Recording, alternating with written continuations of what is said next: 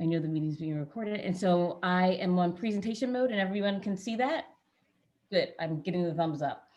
Okay, so again, thank you for being here. And I'm really happy to share a lot of work that's in progress today. So I would be remiss in saying that I have a prepared talk today. I actually don't have a prepared talk for a lot of different reasons. And a lot of that has to do with where I am about the work that I'm doing. And so what I'm going to talk about today, and it really will be a talk, it will be just a sort of walking through the last 10 months or so since I started doing this work, which is very new.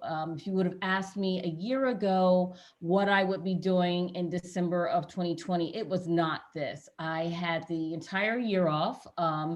I was going to work, just focus on writing, right? I had this semester off and I was supposed to have next semester off, which I'm not, but that's another story. But it was definitely not working on anything that had to do with health disparities and data and Black death. That if you would have told me that last year at this time, I would have laughed and said, you're crazy. And I think a lot of us can say that at this moment, that we are doing things, we are feeling things, we are in spaces either unwillingly or willingly that we did not imagine that we would be in a year ago. But here we are. And I think one of the biggest things and the biggest takeaways from this moment that I see my colleagues, my friends, my family engaging in terms of how they're managing is this notion of resilience and flexibility, but at the same time, this notion of care and this notion of just sort of the tenuous nature of life, right? And that's what I'm going to talk about is, obviously a really serious topic. It's COVID-19, which so many of us are talking about. I'll be talking about it in both a academic way, but also in a very personal way. And so my talk today is really going to walk you through how I got to where I am today. And it's a talk that will lay out some provocations, some questions that I'm hoping that we can engage in the Q&A. So my talk today is called Homegoing, the Technology of Living Data and Black Public Mourning in the Age of COVID-19. And what you're seeing here to the right of me, maybe it's a different position where you are images of Black people who have died from COVID-19. And I want you to keep those images and those photos in mind. I'm going to come back to them. I'm going to ask you some questions about the presentation of those images. But that's where I like to start. So back in April, right, it seems like eons ago, this is what we were starting to see come out, right? As the pandemic was just becoming a reality for all of us, we were seeing headlines like this, among many other headlines. And some of the headlines we were seeing in papers, on media, was the fact that Black Americans were being disproportionately hit by COVID-19.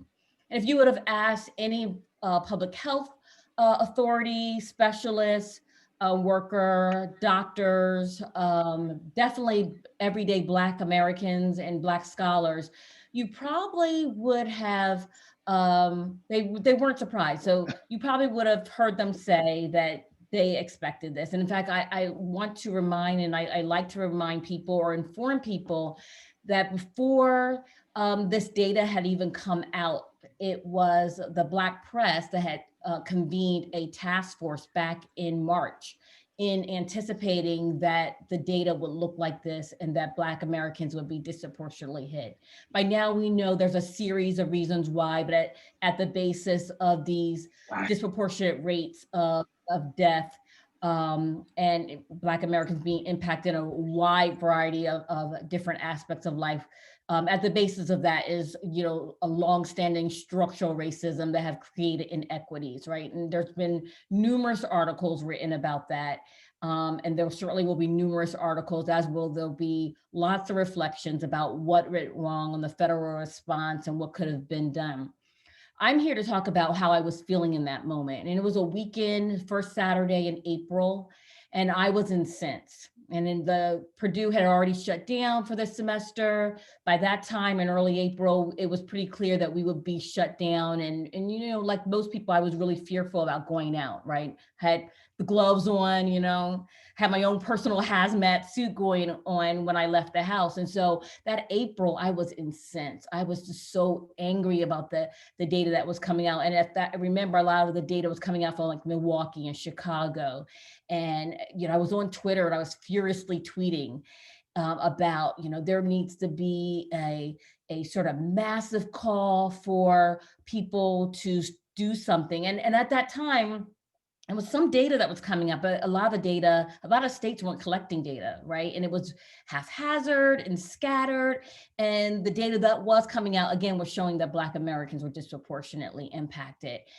And I'm a humanist and I'm a digital humanist.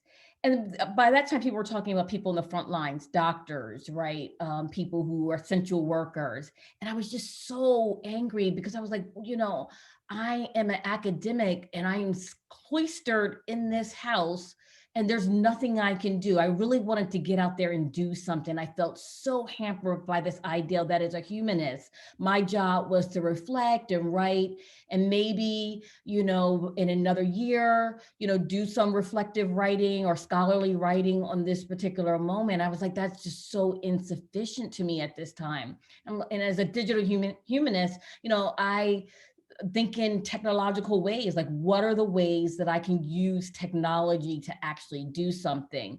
And so myself, with Nishani Fraser, who is a professor of American Studies at University of Kansas, and Faith Day, who was a postdoc scholar, a clear scholar in African American data curation, together, we decided that we would come together and create what was COVID Black, a task force. And we specifically wanted to create a task force because we thought of this being a model, the way that humanists and digital humanists could be in the moment and respond to a particular moment. Not that we were thinking that we were frontline workers as doctors or, you know, scientists or any of those people that really are engaged in specific direct sort of relationship to the pandemic.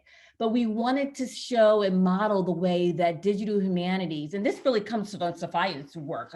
She talked about her being inspired by me, her work on critical DH, and this idea that, you know, DH can't just be about, you know, creating digital projects that have no direct relationship to communities, or they, you know, create the means for producing more sort of neoliberal institutions, right? That a critical DH has to be engaged with communities and has to do something beyond just sort of producing knowledge. And I'm all for producing knowledge. I wouldn't be in this business if I wasn't. But she does make the case in that piece about a type of critical DH that's about liberation, right? And that really sat with us as we thought about what this would look like. And so one of the first things that we did was think about calling for more data, right there. And at the time, if you can look at and see this, this is April 8th, we came up with a collective call for scholars at academic institutions to call on their local public health departments to collect and publish more data. Again, this is early April, where there were only a few states that were collecting data on race and ethnicity. And we thought that this would be a way to try to get some momentum going around the collection of that data. And again, we thought of ourselves as a task force, and sort of thinking about the ways that this digital project would be focused on Black communities. And I just quickly put up some screenshots. You can take a look at the website to see sort of where this is going and how it evolved, which I'll talk about a little bit more. So it was about data, and data has played a central role in this pandemic, right? There's so much data that we are surrounded by. You know, you turn on CNN, you look at Johns Hopkins data dashboard, you have the COVID tracker project, the APM research lab. We are surrounded by data, right? It's data, data, data. And I certainly thought that data, if we could just show people how this is impacting Black Americans, right? If we could just have the data, then we can start making this progress to actually doing something about this pandemic and ending the suffering, right? And so that's what we got. We got data. You know, we got all of this data. We continue to get data, right? And all the data is showing that people of color, Indigenous people, and Latinx people, and Black Americans are dying at disproportionate rates. And we get these data updates, right? And what I have here is all this data that we're surrounded by, but then people are dying. And I have people are dying because we have the data, but it seems like we, you know, and I'm saying we as a collective, I understand there are lots of people who are concerned and are doing things, but the data hasn't done what I certainly thought the data would do, right? So, you know, we have all this data, but we still have to say people are dying, right? People are dying in the midst of all this data, right? Because the data, as much as it's created and raised consciousness and awareness, and certainly people are using the data to identify hotspots, which I hate that phrase, but areas of the country that are experiencing surges in the COVID-19 virus. We still are in a place where lots of people are dying. And in fact, we're setting peak records every day. So what is the data really doing, right? It's increasing awareness. We know it, right? We get these data updates.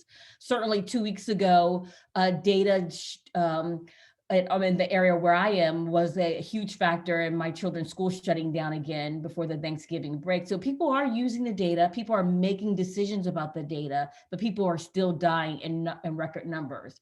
And disproportionately, people of color, Black people, Indigenous people, Latinx people are dying relative to their white counterparts. Again, all because of structural racism. So what does it mean to have this data? I feel like I was naive back in April, right? Because I thought data, even though, you know, I'm a scholar and I understand all the complications about data, right? But I thought data would be an answer. And it certainly was something that I thought was important enough to call for more data. And I still think data matters, right? Data still helps us make decisions, but data doesn't offer the type of liberation I certainly was looking for, the type of resistance I was looking for at that time. So we have lots of data. And we have pretty data too, right? And all this pretty data, the colors, the nice visualizations, the neat visualizations, right? Again, really important to visualize what this looks like. But we can't forget that this is people are dying, right? That this visualizations represents death, right?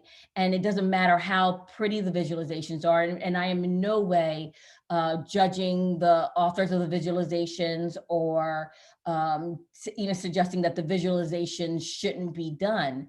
But what I'm suggesting is that the visualizations strips out a humanity and strips away a sort of a personhood. And we know that, right? There's lots of people who write about the ways that quantitative data removes people's humanity, right?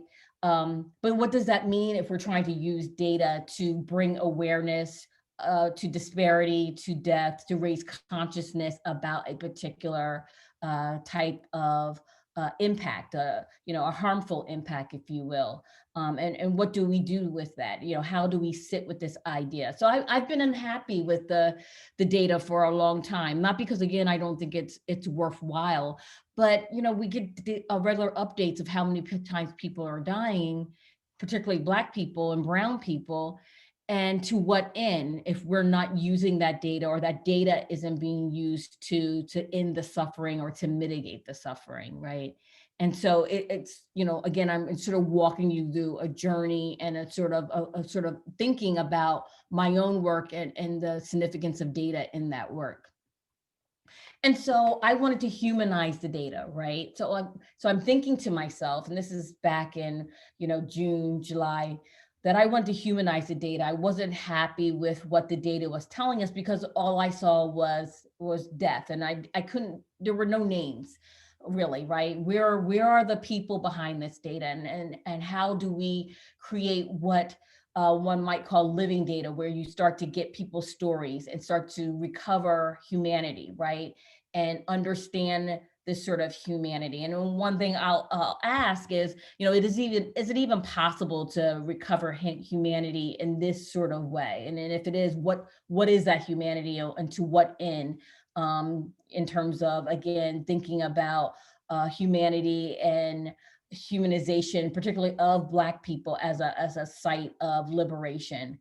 But so I then decided that I was going to create another way of thinking about the data and what that would mean for me and people working with me at COVID Black is that we would go through the obituaries and the death announcements and the profiles and the social media, and we would try to reconstruct or create or source another type of data, right? Where we would have people's names and we would have ages and we would have, you know, the link to the obituary or death announcement, that we would come up with our own category so that we could know who was an essential worker, who was in healthcare.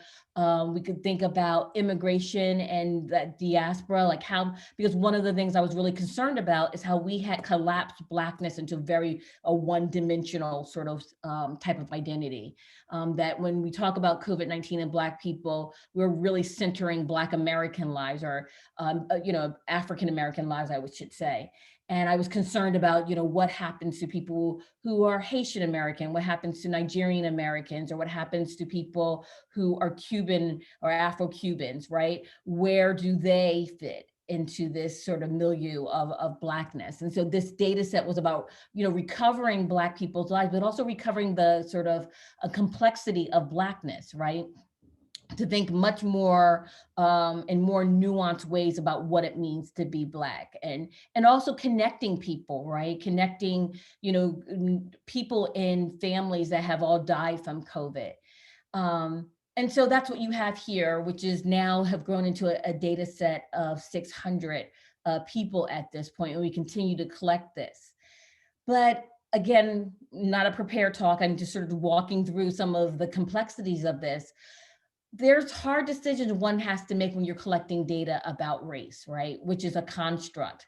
And so one of the things that it didn't occur to me when I started doing this work was, how would I tell who was Black or who was not, right? Never occurred to me that that would even be a question that I would have to sort of figure out in some cases. If this person is Black, would they have defined themselves as Black? And I had put my daughter to work over the summer, who was 13 at the time. I wanted her to understand the COVID pandemic in a really personal way. So I had started asking her to collect this data, to go through the obituaries. I had trained her in this. And she would call me periodically and be like, Mom, is this person Black?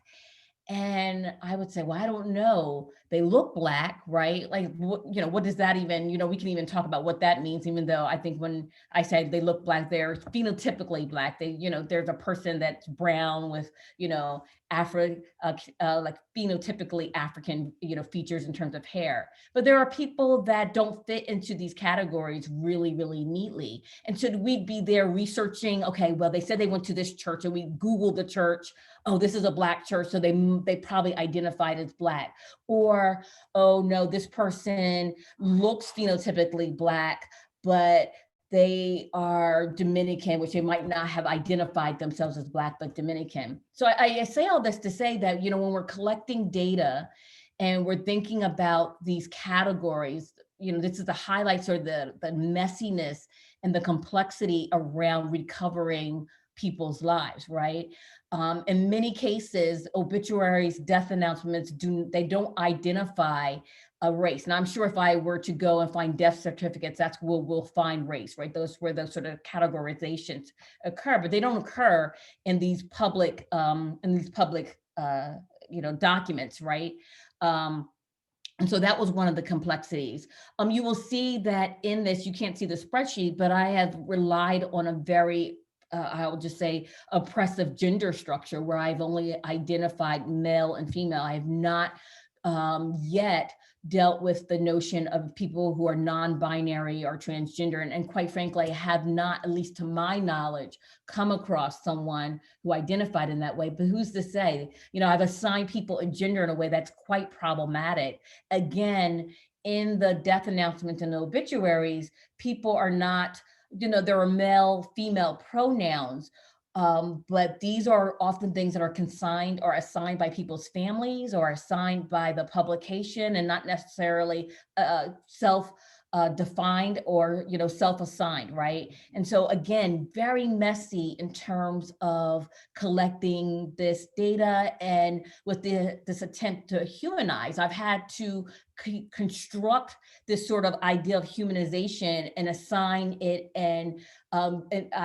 self-invested the authority in me, right, which I find incredibly problematic, to assign these categorizations on people who have not been a part of that decision, and quite frankly, their families haven't been a part of those decisions also, right?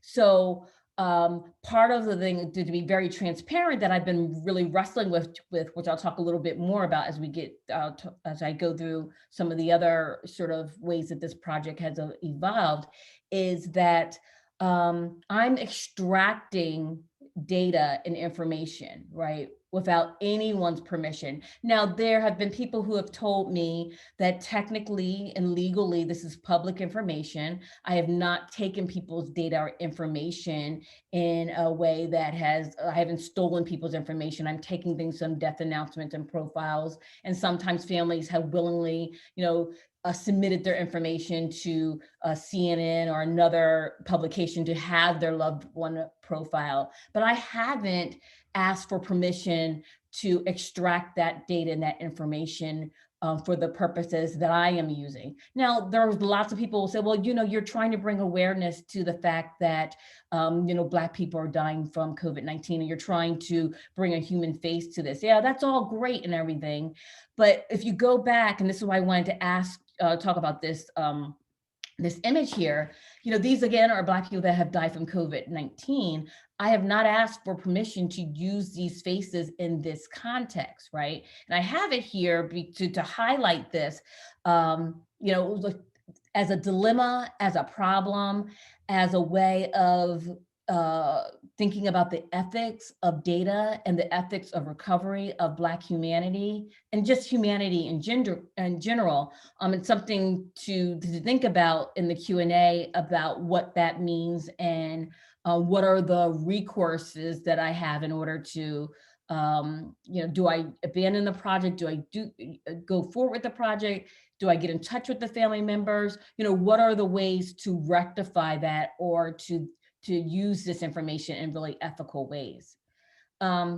So this project, and I'm calling it Homegoing, because I'm thinking about the ways that Black Americans historically have had homegoing services, in-person services, to usher someone from one existence into whatever remains beyond, right? And everyone has different ways of thinking about that.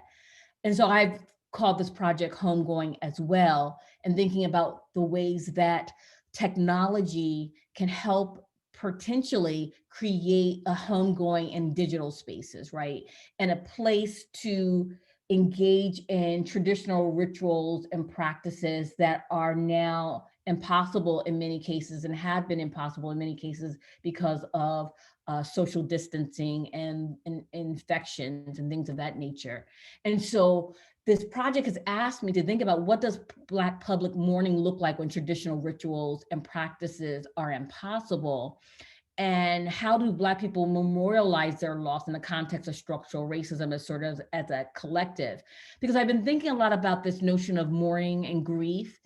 And there are people who are in grief and have been traumatized directly because of the loss of loved ones or loved ones in their community. And then there's a collective grief that I think Black people have been all engaged in for a variety of different reasons that, can stem from, the ongoing police brutality that took place again in different forms this year, to voter suppression, to COVID-19, to so many different traumas that I think collectively that Black people have experienced, right? And so how do you memorialize Black people in the context of structural racism? And when you're recovering humanity, right? When you're trying to recover Black humanity, because I like to think of digital humanities, Black DH specifically, as a way to recover the Black sort of personhood, the Black selfhood that has been dehumanized because of structural racism and systemic oppression and white supremacy, right? And so if you're trying to recover using technology in this context of COVID-19, in the context of structural racism, what does that look like and what are you really recovering, right? And I'll talk again more about that in a minute. And then, how do we recognize and humanize Black people in death when they're so often dehumanized in life, right?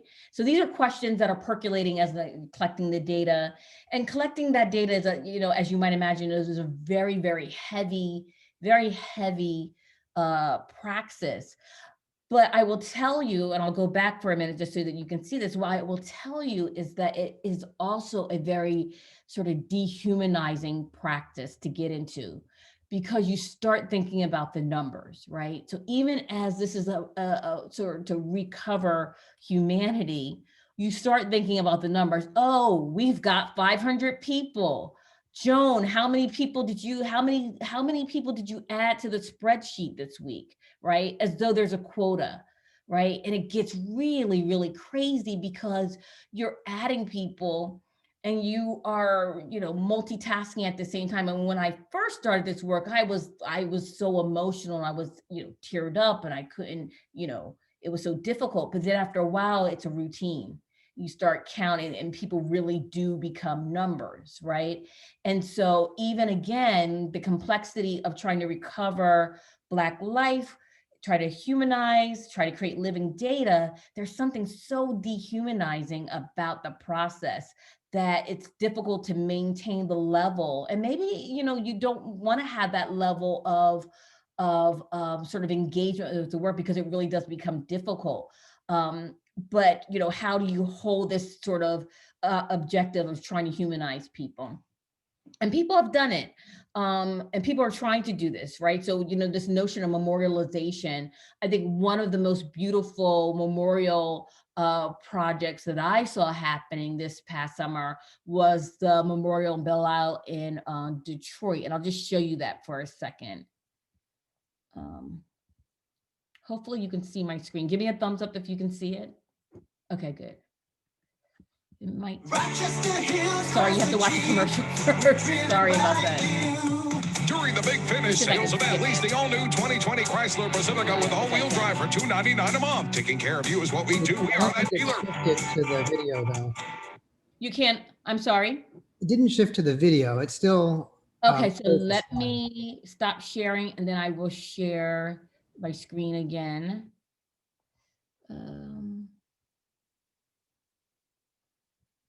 Oh, here it is. Okay, so let me share it. And now you should be able to see the video. Yes? Yes. Okay, good. Sorry.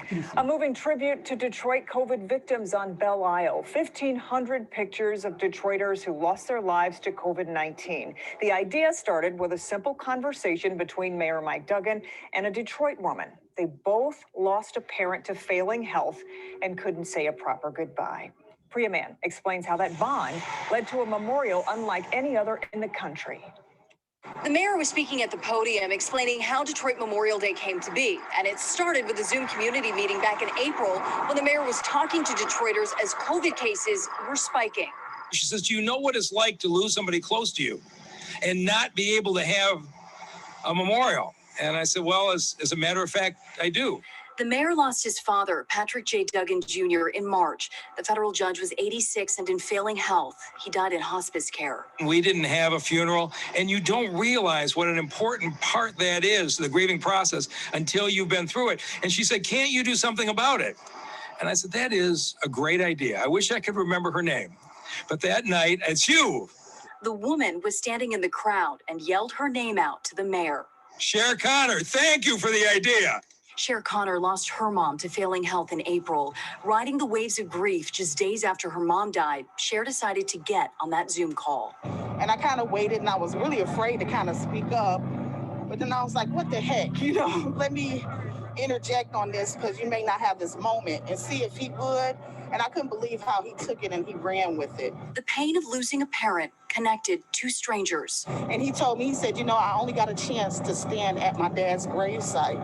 And I, just that mutual feeling and that pain. So I said, if you feeling this, I'm feeling this. Think about the other people that are feeling this loss that couldn't even say goodbye. Detroit Memorial Day went from an idea into the first tribute of its kind in the country. This is the moment that I didn't get a chance to have. And it's hopefully a spark for our nation to heal and to see that we're all wounded from this and we all can get through this together. Reporting from Belle Isle, I'm Priya Mann, Local 4. All right, Priya. So let me share my screen again and go back to, so that was, that was a community response to loss, right? A collective memorial to a space, if you will, right? A very physical space that was temporary, but nonetheless a space for people to do the sort of mourning and collective memorialization of people. And, Detroit is, heavily Black populated city. So a lot of the people on that drive were Black people, not exclusively, but a lot were. It was a way to sort of have the home going, if you will, a way to do the sort of collective mourning. But that was something that was in a community space, in a very physical space where people came together. You see other attempts to do this using technology, right? Where Loss on the Front Line is a project from The Guardian that looks at healthcare workers across writ large in the United States, right? And this is an old screenshot. I think they have increased the number of healthcare providers that they are now profiling. And again, it's about bringing awareness, raising consciousness about, memorializing people who were literally on the front lines, caring for others who then lost their lives.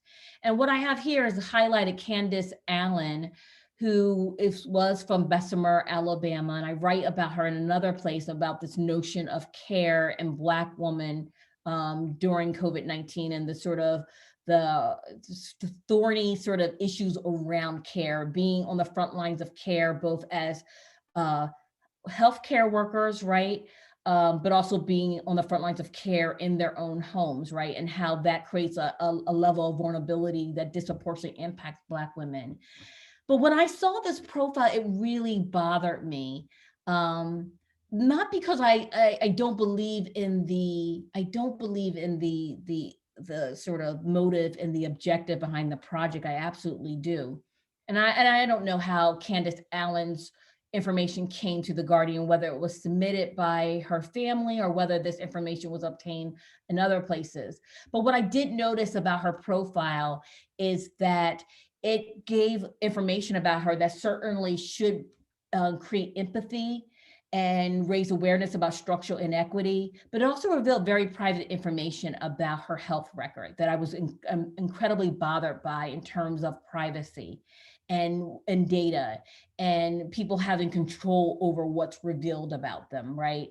Which in some ways, again, and this is the complexity that I deal with all the time, by even sharing this screenshot with you, there's another way that I'm you sort of reinscribing the sort of divulgence of her public, her health record in a very public way that I'm just not aware of if she would have been comfortable with. And some may say, well, what does that matter? She's not here anymore. Well, I think it does matter. I think we have to, even though people are no longer here in the physical space, I think we have to think about the ethics of privacy, even as we are trying to use that information to do good, right? To raise awareness, to create sort of a consciousness about this impact of COVID-19.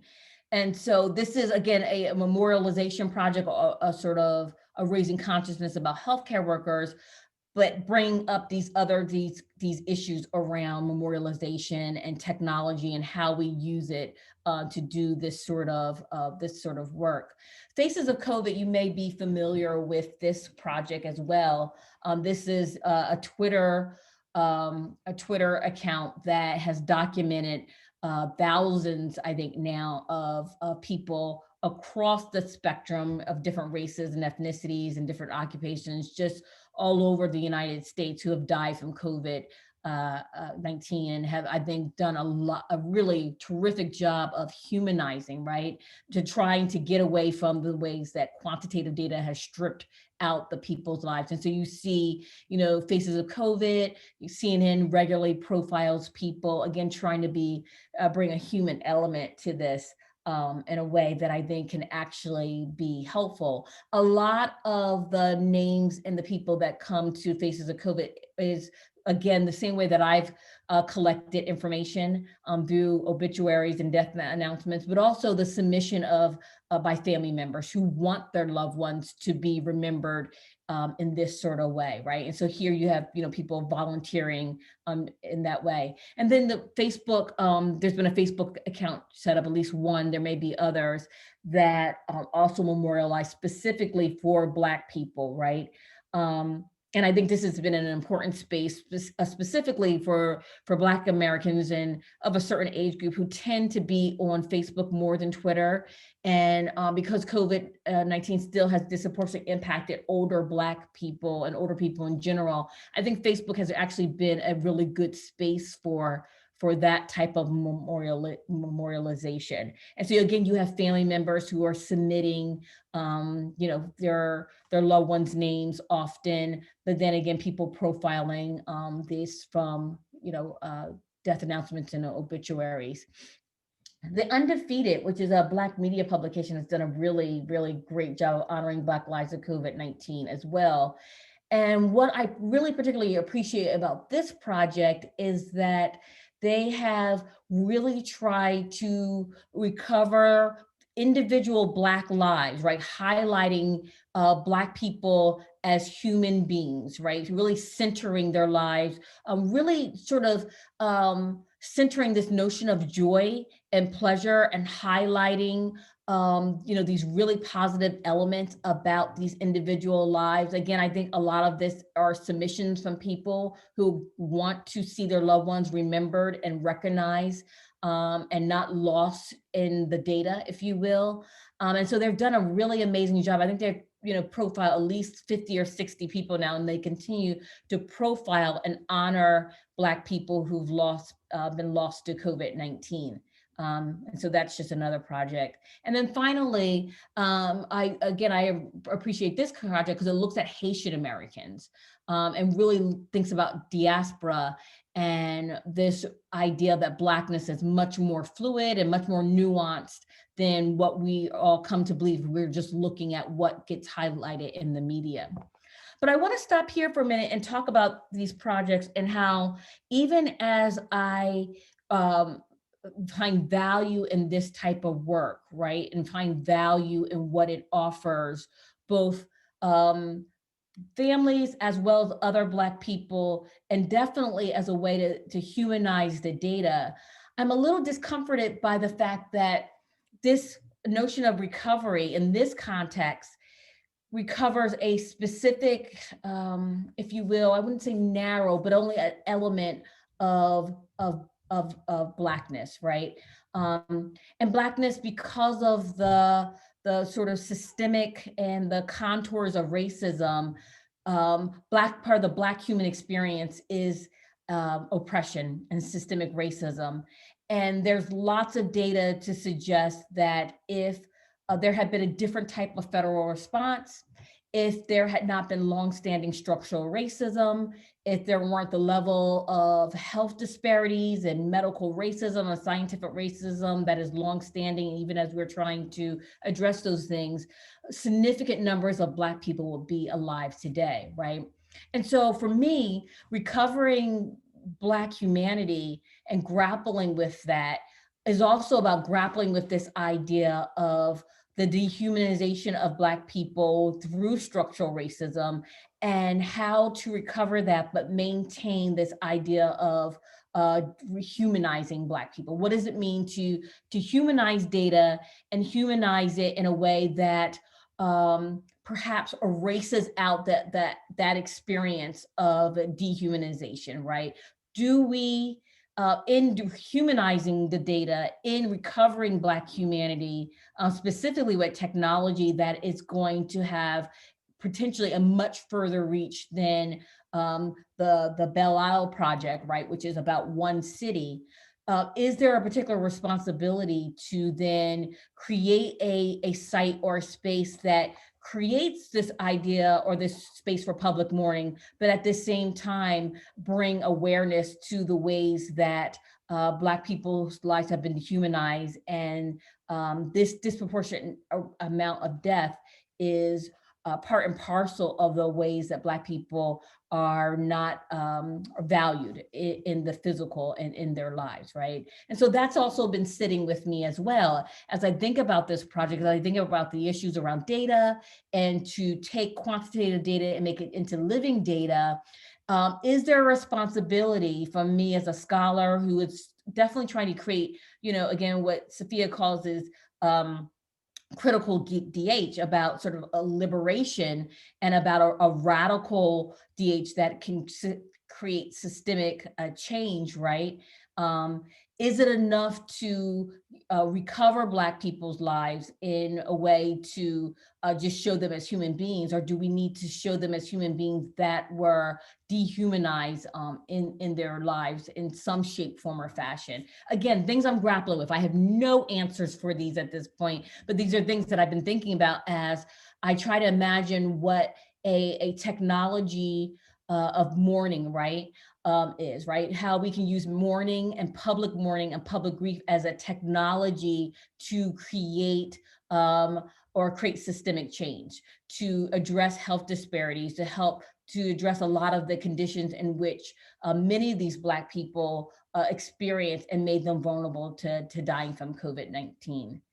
So part of that was to create a map. So I said, I'll create a map. Yeah, that's what digital humanists do. We create maps, we create visualizations, we take technology and do all these really interesting things with it. So I'll do a map because I wanna see the spatial sort of community, right? I want to be able to connect people, right? I wanna see where people, Black people are and have what their experiences are like. And certainly this speaks to the ways that we have come to expect COVID-19 to be represented. We've come to expect for it to be represented in these very spatial ways, right? We look at the maps and we know that Indiana has a surge, it's a red state, and we can look at other parts of the United States and there are various shades of red or yellow if they're stable, and maybe green if they're not as impacted, right? So I said, I'll make a map, and I'll make a map where I can help people understand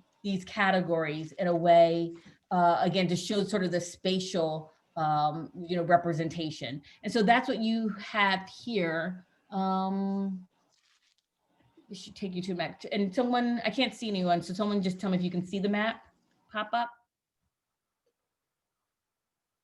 Yes? Nothing popped up other than the screenshot. Okay, so let me stop sharing for a second and I'll share again. And then I will show you the map. I'm gonna do. So now you should see the map, yes? Mm-hmm. Yes. Great. Okay, so this is my homegoing map that I did not personally create. I created with Nicole Kong, who's a GIS librarian here at Purdue. It is not fully populated with the entire data set. I'm still working on that. It's a lot of work, but it is the majority of the data so far. And so you can see, that each point can be clicked on, and then it introduces you to the name of the person and the headline from the paper, gives you a link that you can actually click on to read more about this person, and then shows you sort of how the categorizations that we were using to try to make deeper meaning again of the data, right? And it's a very attractive map and it's very functional, and I have no problems with this map per se. And I think, a lot of people will find this map incredibly useful because it gives you a sense of where people are. Again, this should not represent obviously the totality of Black people, because it's such a small data set and it really relies on availability of information that is publicly known at this point.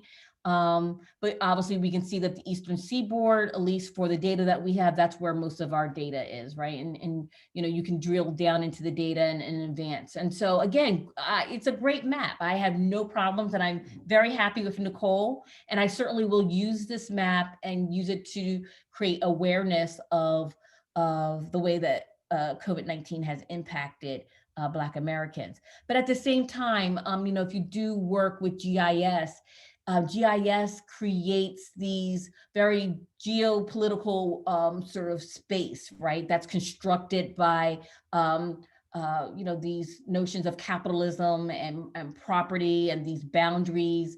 It's sort of located in militarism, right? And so GIS is perhaps a problematic way to represent and to recover Black people's humanity, right?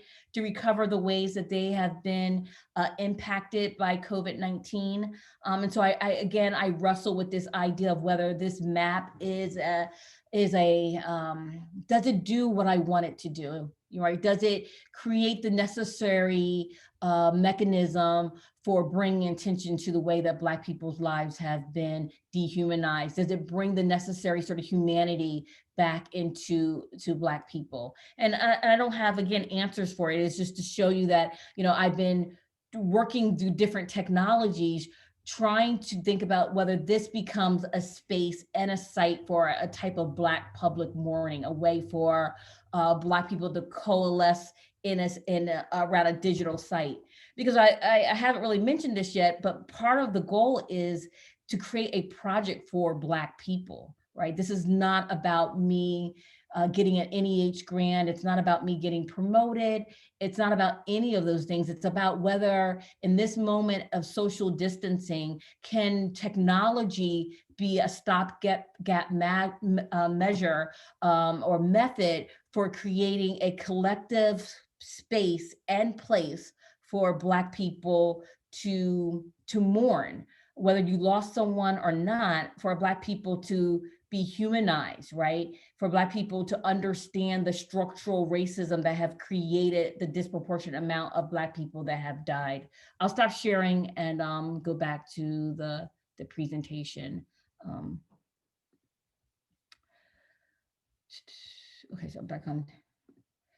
And so, it is what it is at this point. I will continue to develop the map. I haven't completely decided how and what it will be for. It will live on the COVID Black website and certainly be used, I think, in a variety of different ways that people find useful, but I don't think it does what I want it to do. So moving on to homegoing.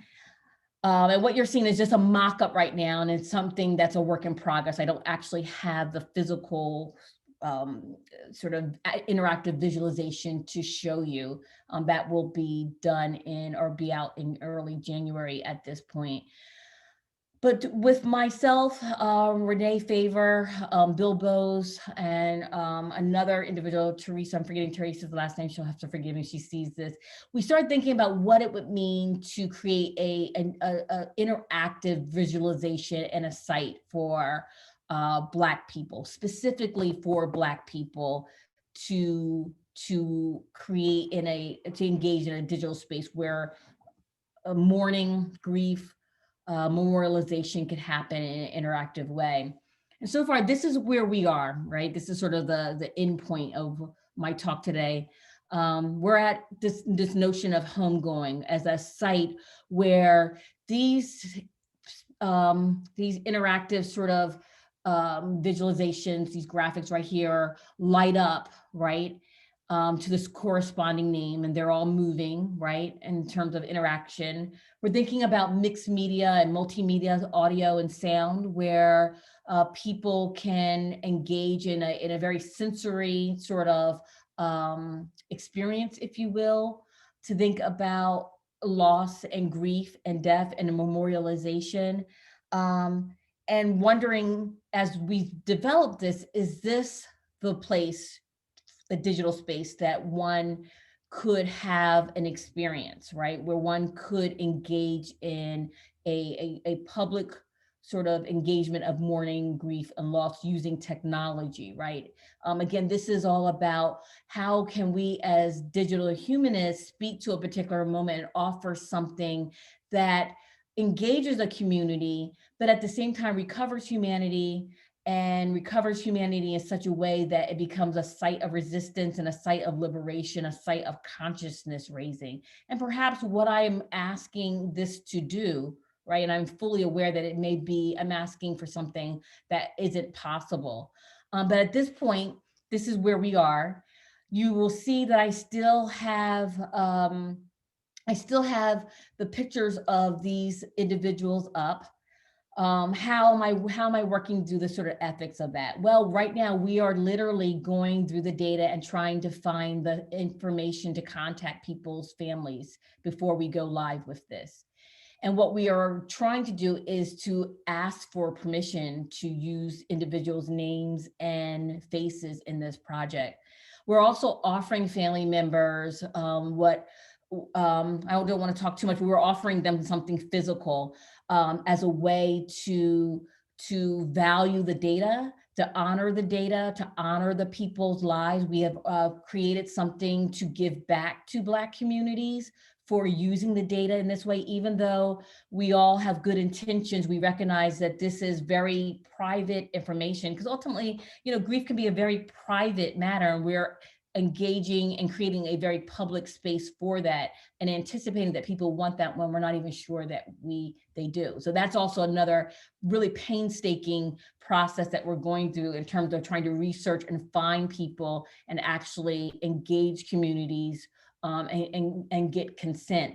When we can't get consent or get permission, we will create something where people can opt out of this project if they see their family member's face or image in a way that doesn't value them or honor them, or just if they don't want their family members to be a part of this project. So we're working through the ethics of this project as we go along, making it up as we go along. I should say now that there are really good tools out there. Faith Day, again, who was an African-American data curation fellow here at Purdue, has created a Black living data booklet that deals a lot with the ethics of using data on Black people's lives. And I would encourage you, if you don't know about it, certainly to seek that out. And I can send that link out to the UCLA DH program if you're interested in that.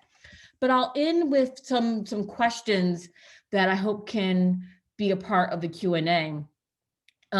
Questions, again, that are not necessarily novel or new or innovative, but I'm grappling with them.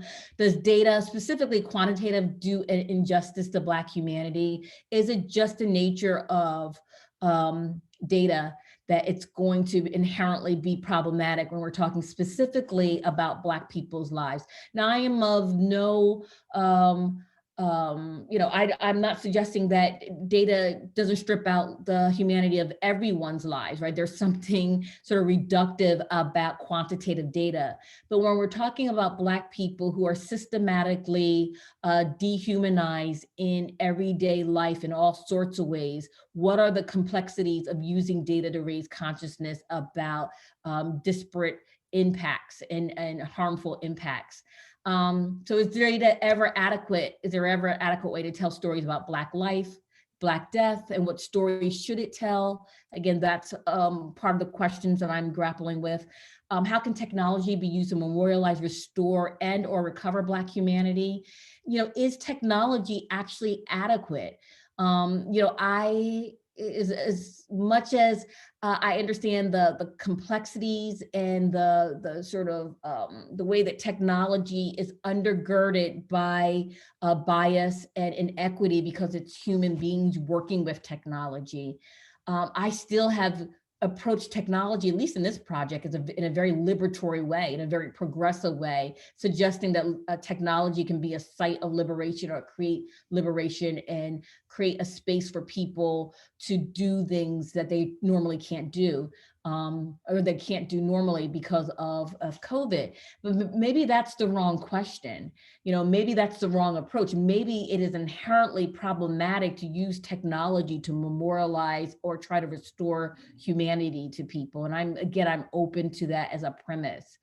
So what is lost or gained when we use technology or we use data or try to use it in this way?